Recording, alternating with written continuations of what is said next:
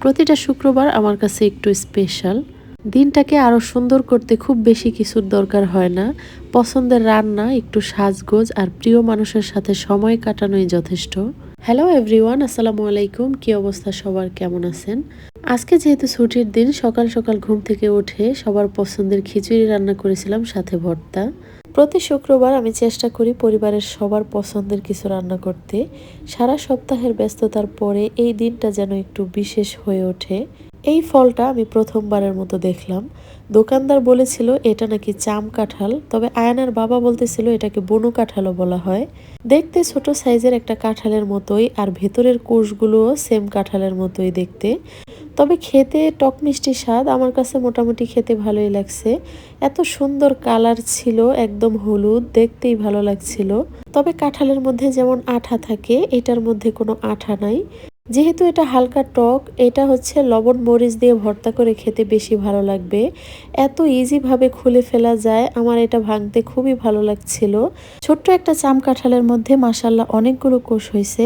এদিকে মোটামুটি ঘরের কাজকর্ম গুছিয়ে চলে আসলাম রান্নাঘরে রান্না করতে। আজকে বাচ্চার পছন্দের চিকেন রোস্ট আর বাসন্তী পোলাও রান্না করব। তো আমি হচ্ছে প্রথমে চিকেনগুলো ভেজে নিয়েছি। আমি প্রথমে গরম তেলের মধ্যে পেঁয়াজ বাটা দিয়েছিলাম, আর অমনি তেল ছিটে পুরো রান্নাঘর ভরে গেছে। সাথে সাথে চুলাটা অফ করে দিয়েছি, টিস্যু দিয়ে পরিষ্কার করে নিলাম। এখন আবার রান্না শুরু করে দিয়েছি।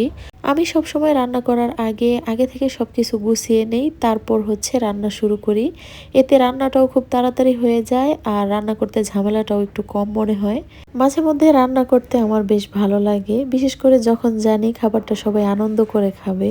আর সবচেয়ে বেশি ভালো লাগে নতুন নতুন কোনো রেসিপি ট্রাই করতে। আবার কখনো খুব সাধারণ রান্নাও সবার কাছে অনেক প্রিয় হয়ে যায়। আসলে ঘরের তৈরি খাবারের স্বাদই আলাদা। নিজের হাতে রান্না করে পরিবারের সবাইকে খাওয়াতে পারলে আমার কাছেই ভালো লাগে। আর সেটা খেয়ে যদি সবাই প্রশংসা করে, তাহলে তো আর কথাই নেই। যদিও একটা সময় আমার রান্না আমি নিজেই খেতে পারতাম না, আলহামদুলিল্লাহ আগের চাইতে অনেকটাই রান্না শিখে গেছি। এখন আমার রান্না আমার কাছে খুবই ভালো লাগে, আর আমার রান্না করা খাবার খেয়ে ফ্যামিলির সবাই খুব ভালোই বলে।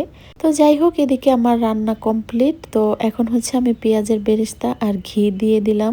রোস্টের মধ্যে আমি একটু ঝোল রাখবো, আর একটু ঝোল কমবে যখন আমি গরম করব তখন।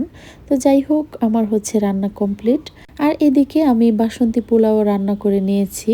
বাসন্তী পোলাও আমার বাচ্চার খুবই পছন্দ। আজকে ওর আবদারেই হচ্ছে বাসন্তী পোলাও রান্না করলাম। তো দেখতে পাচ্ছেন পানি অনেকটাই শুকিয়ে গেছে।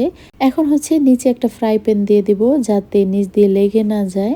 তো এভাবে 10 মিনিট দমে রেখে দিলে একদম ঝরঝরে পোলাও হয়ে যাবে। এই তো আমার রান্না বান্না কমপ্লিট। তো আজকে রান্না আপনাদের কাছে কেমন লাগলো অবশ্যই কমেন্টে জানাবেন। রান্না যেমনই হোক না কেন, সুন্দর করে পরিবেশন করলে তার সৌন্দর্য যেন কয়েক গুণ বেড়ে যায়। আমার কাছে মনে হয় খাবার শুধু পেট ভরানোর জন্য নয়, চোখেরও একটা তৃপ্তি দরকার। তাই যতটা সম্ভব চেষ্টা করি খাবারগুলোকে সুন্দর করে সাজিয়ে পরিবেশন করতে। ভালোবাসা দিয়ে রান্না করা আর যত্ন করে পরিবেশন করা, এই দুটো মিলেই একটি খাবারকে আরো বিশেষ করে তোলে। পরিবারের সবাই মিলে যখন হাসি মুখে টেবিলে একসাথে বসি, তখনই দিনের সব পরিশ্রম যেন সার্থক মনে হয়। ছোটবেলা থেকে আয়ান দাওয়াত খুব পছন্দ করে। আমি যদি বলি আজকে তোমার ঘরে দাওয়াত, ও যে কত খুশি হয়ে যায়।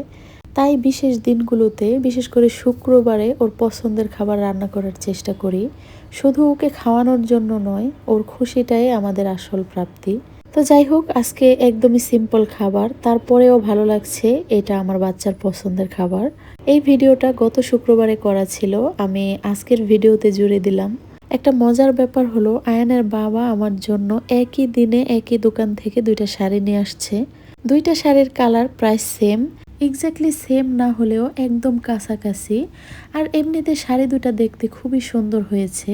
মোবাইলে কালারটা একটু আলাদা লাগলেও বাস্তবে দেখতে একদমই একই লাগছিল। দুইটা দুই কালারের আনলে কিন্তু অনেক বেশি ভালো হতো। তবে এই বিষয়টা আমার কাছে খুবই ভালো লাগে। আজকে যে প্রথম তা না, এরকম প্রায় আমার জন্য শাড়ি নিয়ে আসে। যেহেতু শাড়ি আমার খুবই পছন্দ, আমি প্রায় শাড়ি পরি, আমার কাছে খুবই ভালো লাগে। অনেস্টলি শাড়ি পরলে একটা আলাদা ফিলিং কাজ করে। সিম্পল হলেও একটা এলিগেন্ট লুক চলে আসে।